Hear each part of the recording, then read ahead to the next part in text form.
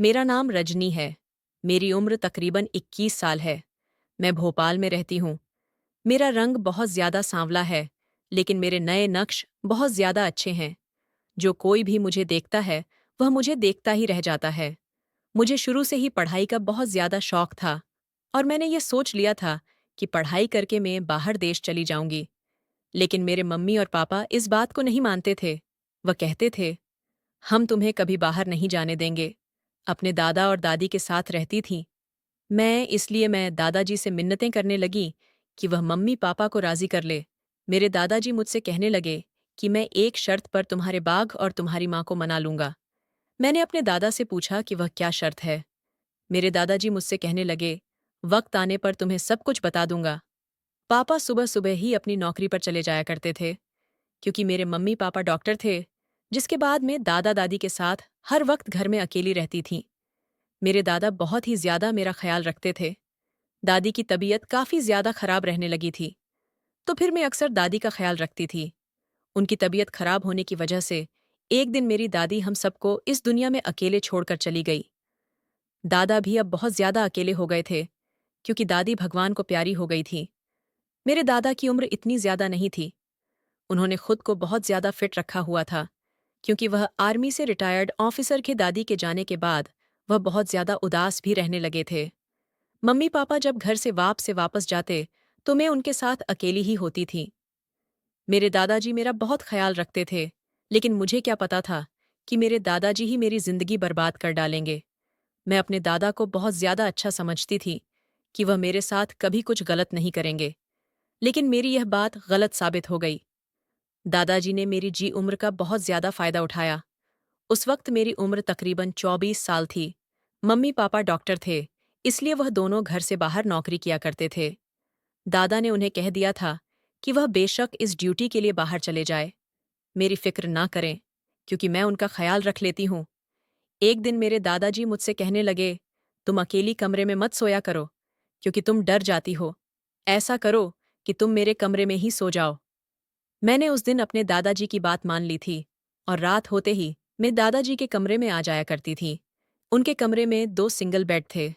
पानी। मेरा बेड काफी दूर था। उनमें से एक बेड खाली था। मैंने वहां सोने का इरादा बना लिया था। अचानक ही मेरी आंख लगी तो मुझे ऐसा महसूस हुआ जैसे किसी ने मेरे ऊपर हाथ रखा हो। मैंने इधर उधर देखने की कोशिश की तो मुझे कोई भी नजर नहीं आया और किसी ने अपनी हरकत को रोक लिया था। कुछ देर के बाद यही हरकत फिर से होने लगी। जैसे ही मैं नींद में गई तो मुझे ऐसा महसूस हुआ जैसे कोई मुझे छेड़ रहा है। जैसे ही मैंने आंखें खोलकर देखना चाहा तो सामने दादाजी मौजूद थे। मैं दादाजी को देखकर बहुत ज्यादा हैरान हुई, क्योंकि दादा बहुत अजीब हरकतें कर रहे थे। ये सब पहली बार मेरे साथ हो रहा था। मैंने भी इस चीज को अच्छी तरह महसूस कर लिया था, लेकिन मैंने ये बात अपने दिल में सोच ली थी कि अगर दादा ने ऐसा वैसा कुछ किया तो मैं उठ जाऊंगी। दादाजी कुछ देर तक सुकून देते रहे।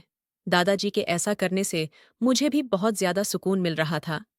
कुछ देर यह हरकतें करने के बाद मेरे दादा अपने बेड पर वापस चले गए, लेकिन उनके जाने से मेरी बहुत ज्यादा बेचैनी भरने लगी। मुझे शायद उनकी बहुत ज्यादा आदत हो गई थी, लेकिन दादा उससे आगे कोई काम नहीं करते थे। कुछ देर बाद ही पापा ने अपनी जॉब छोड़ दी थी। ये सुनकर मेरी जान निकल गई, क्योंकि अब मुझे ऐसा लगने लगा था कि मैं दादा के पास नहीं जा सकूंगी। अब तो दादाजी मुझे बहाने बहाने से छेड़ने लगे। अभी इस बात को 3-4 साल ही गुजरे थे और यह काम मेरे और दादा के बीच बहुत ज्यादा होने लगा था। दादा हर वक्त मुझे राजी करने में लगे रहते में भी दादाजी की तंग नहीं करती थी। जब भी दादाजी मुझे कहते, मैं उनके कमरे में चली जाया करती थी।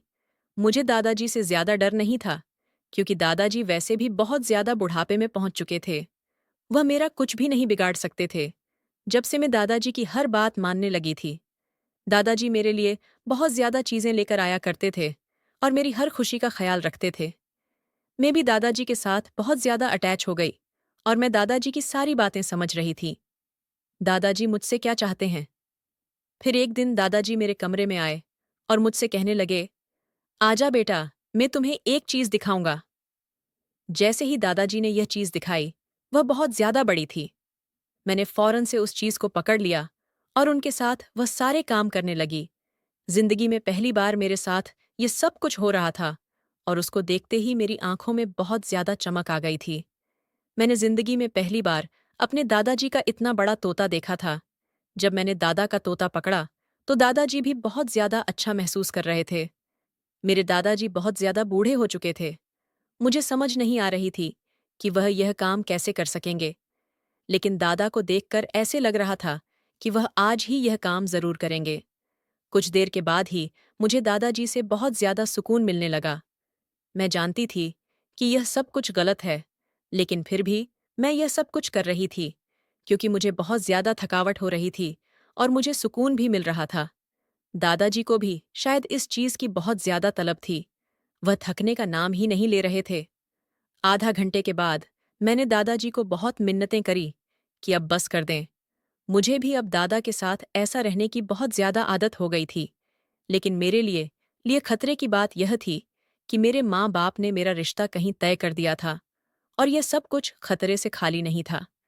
उस वजह से मैंने अपने दादाजी से बातचीत करना छोड़ दी थी। जब मैंने मना कर दिया था कि वह कभी मेरे पास ना आए, वह भी हैरान हो रहे थे। कुछ ही दिनों के बाद मेरी शादी होने वाली थी। दादाजी मेरे से बहुत ज्यादा मिन्नतें करते थे कि मैं उनकी हर बात मान जाऊं, लेकिन मैं कुछ नहीं कर सकती थी और कुछ करना भी नहीं जानती थी। उनकी कोई भी बात नहीं मानती थी, क्योंकि इसी बात में ही मेरी और दादाजी की भलाई थी।